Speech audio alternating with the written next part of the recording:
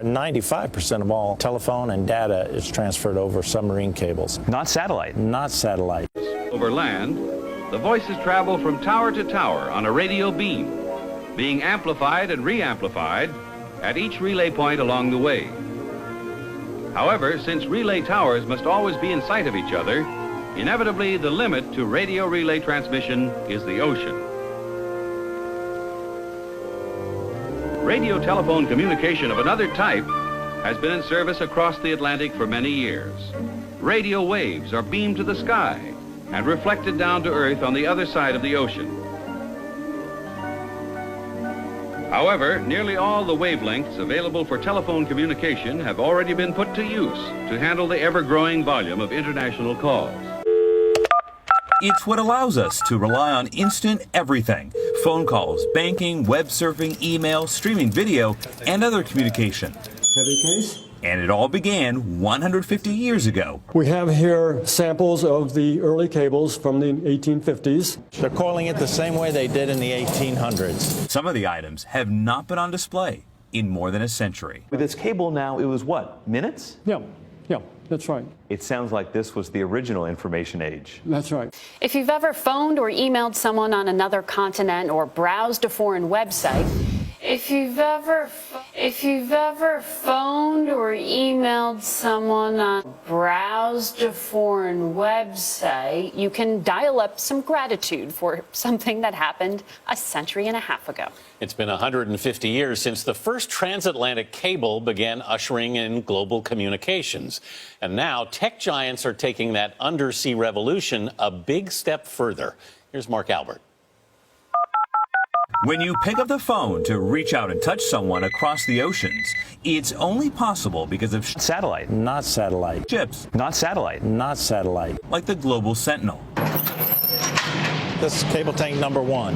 And what am I standing on right now? Not satellite. Not satellite. You're standing on fiber optic cable that's going to be laid from here towards Brazil. Not satellite. Not satellite. This is how worldwide communication begins. Not satellite. Not satellite.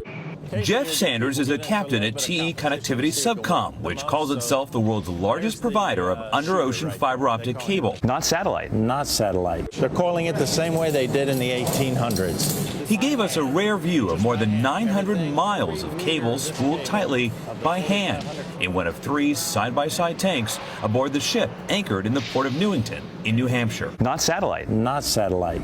So the cable we're walking on right now will be under the ocean carrying my phone calls? Yes, it will. It's a good chance any call you make to South America in the future could be on this exact cable for the next 20, 25 years. Cable comes right off into the ocean from here. Robots take over from there, diving to a depth too deep for humans. The machines use water jets to create a trench, allowing the cable to sink into the seabed and become buried. 95% of all telephone and data is transferred over submarine cables. Not satellite. Not satellite. Phone calls, banking, web surfing, email, streaming video, and other communication all began 150 years ago. We have here samples of the early cables from the 1850s. This is what the first permanent cable looked like under the Atlantic. Absolutely. Barney Finn at the Smithsonian's National Museum of American History helped string together an exhibit commemorating the 150th anniversary of the first permanent transatlantic cable. Some of the items have not been on display in more than a century. And this indeed is the cable going across the Atlantic. Laid in rough seas, the first few copper cables broke or burnt out. When it finally worked after a decade of failure, Field wrote to his wife on July 27, 1866, "All well, thank God." Great Britain's Queen Victoria congratulated U.S. President Andrew Johnson in this message. If I was living in 1866 and I wanted to send a message to a relative in Ireland or in England, Right. It would take 10 days by ship to get there, however long to write the message, and 10 days to get back. With this cable now, it was what, minutes? Yeah, that's right. It sounds like this was the original information age. That's right. For the next 90 years, the cable handled messages by Morse code before telephone cables arrived. Today, a maze of fiber optic cables crisscross the oceans and the U.S. What is the main challenge in moving vast amounts of data? A blazing fast 160 terabyte per second cable from Virginia to Spain. What does this mean for the family sitting at home logging onto the internet? Better, faster service. Think about driverless cars and think about the amount of data that's required. It sounds like what you're saying is these companies building these new transatlantic cables, they're not going on offense, they're on defense, trying to keep up with all the growing traffic. For sure. We can transmit the entire contents of the Library of Congress across the Atlantic Ocean in 2 seconds. On November 27, 1953, that the transatlantic telephone cable project officially began. It's connecting the world and connecting families, and it's a mission that we enjoy doing. For CBS This Morning Saturday, Mark Albert, Newington, New Hampshire. It's amazing. And Mark sent us these thin little threads. Yeah, it's Have housed in all this. When they information. put it under, it's housed in a thicker thing, but the actual cable itself, I mean, you can barely see it. And this is what the Library of Congress is traveling in 2 seconds. That's astounding. Yeah, it's extraordinary. Wow. Then Postmaster General signed for the British Post Office. While in Montreal, Canada's cooperation was assured by the director of the agency in charge of overseas communications.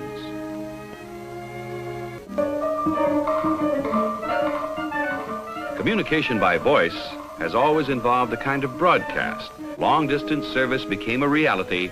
The problems of keeping the voices loud and clear multiplied. In San Francisco in 1906, a man could shout into a telephone, "Earthquake!" And by the time his voice was transmitted 400 miles to Los Angeles, it sounded like a distant whisper. Through the years, while they were working to improve the service in every way, telephone people gave special attention to this problem of keeping conversations strong and clear over ever greater distances. Over land, the voices travel from tower to tower on a radio beam, being amplified and re-amplified at each relay point along the way. However, since relay towers must always be in sight of each other, inevitably the limit to radio relay transmission is the ocean. Radio telephone communication of another type has been in service across the Atlantic for many years. Radio waves are beamed to the sky and reflected down to Earth on the other side of the ocean. However, nearly all the wavelengths available for telephone communication have already been put to use to handle the ever-growing volume of international calls. And unfortunately, at times, atmospheric conditions interfere with the satisfactory operation of the radio telephone system. The answer to improved transatlantic telephone communication was a cable, a telephone cable from shore to shore. Telegraph cables across the ocean had been operating for nearly a century. But the telegraphic transmission of Morse code was relatively simple compared with the far more complex electronic problem of transmitting many telephone conversations at the same time. Those repeaters had to be especially designed to fit within the cable itself. Then they could be paid out through the machinery of the cable-laying ship to slide down into ocean depths, there to operate untouched by man for 20 years and more. Late spring of 1955 found Her Majesty's ship Monarch loading cable at the Simplex plant. The first actual cable lay of the project was about to begin. Selection of the best possible transatlantic route was one of the many problems requiring consultation between representatives of Great Britain and Canada and executives of AT&T's Long Lines Department. Apart from the deep-sea cable-laying operations, other work was moving forward in Canada, in New Brunswick and Nova Scotia, and in Newfoundland. Here the plan called for trenching in many miles of the cable overland across some of the most rugged terrain of the island province. Whatever the terrain, whatever the weather, the cable was put down. Towers and stations for the radio relay section. The giant cornucopia-like horns, which were to serve as receivers and transmitters of the radio beam, were raised and put in place.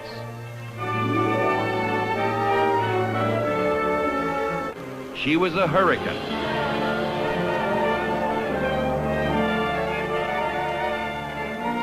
Thanks to Ione, a buoy was lost.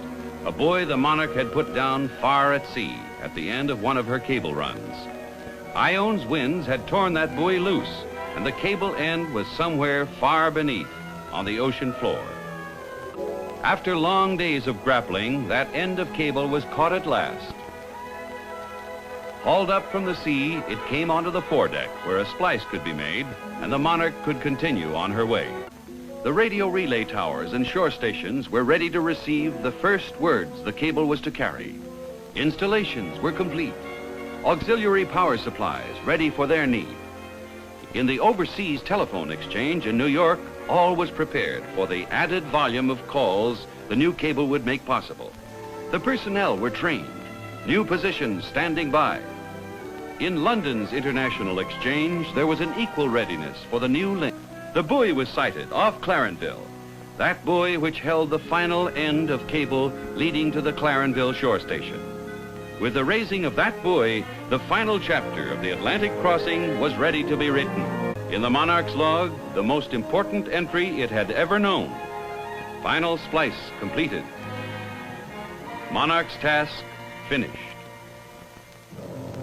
In the Clarenville shore station, technicians stood ready and waiting, eager for that first two-way contact through the cables with the Oban station 2,000 miles away.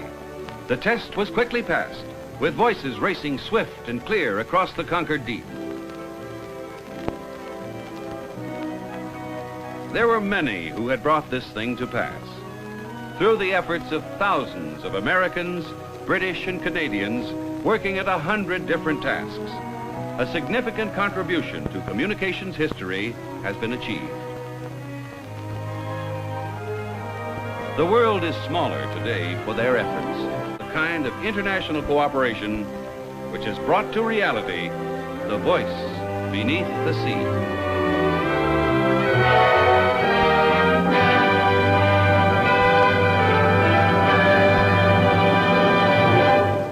And become buried. 95% of all telephone and data is transferred over submarine cables. Not satellite. Not satellite, not satellite, not satellite, not satellite, not satellite.